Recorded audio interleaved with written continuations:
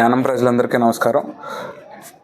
మొన్న ఈ మధ్యన మాజీ మంత్రి మల్లాడి కృష్ణారావు గారు అనేక రకాలుగా యానం ప్రజలకు నేనేదో అభివృద్ధి చేశాను, నేనే అన్నీ తెచ్చేసాను, లేకపోతే నువ్వేం చేసావు 3 ఏళ్ళ నుంచి కబ్జాలు, లేకపోతే ఇంకొకటి అని చెప్పి ఇష్టం వచ్చినట్టు ఆయన మాట్లాడడం జరిగింది.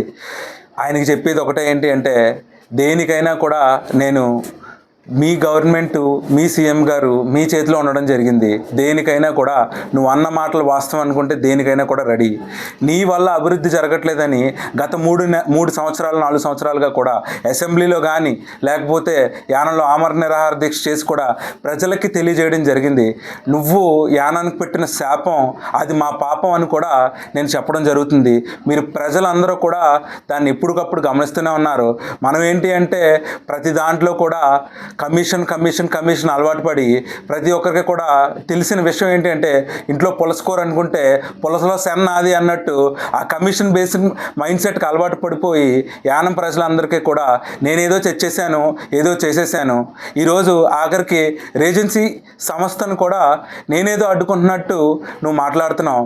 గత 30 సంవత్సరాలుగా నువ్వు యానం ప్రజలకి ఏమైతే రేజెన్సీ లాస్ట్ 10-12 ఏళ్ళుగా వాళ్ళు ఏమైతే పోగొట్టుకున్నారో, ప్రజలు నిరుద్యోగంతో ఎలా ఇబ్బంది పడుతున్నారో, ఈరోజు 3 నెలలు అది పని చేయించి ఆఖరికి మూసుకుని వెళ్ళే పరిస్థితికి నువ్వు తీసుకొచ్చామంటే, ఆఖరికి జిఎన్ నాయుడు గారిని కూడా రాజకీయ ప్రలోభాలతో నువ్వు భయపెట్టి ఆయనకి 84 సంవత్సరాల వయసులో ఆయన అంత ఇబ్బంది పడే పరిస్థితికి నువ్వు తీసుకొచ్చి, నేనేదో అన్నదాన్ని నువ్వు వక్రీకరించి ఆయనతో శాసనసభ్యుడు ఎలా అన్నాడు ఇలా జరగలేదని చెప్పి ఏదో స్టేట్మెంట్లు ఇప్పిస్తున్నావు.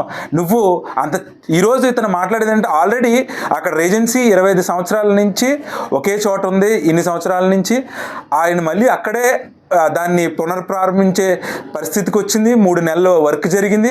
ఈయన ఇప్పుడు చెప్పేది ఏంటి అంటే, దర్యాల తెప్ప ఇండస్ట్రియల్ లేఅవుట్లో కొత్తగా మనం స్టార్ట్ చేయాల్సిన పరిస్థితి అంట. యానం ప్రజలకి ఏంటి నువ్వు చెప్పే కథలో నాకు అర్థం కాదు.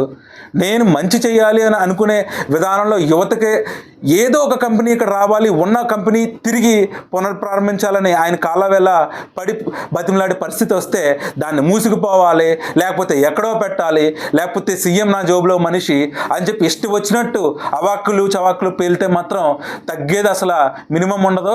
ప్రజా తిరుగుబాటును నువ్వు చూడబోతున్నావు.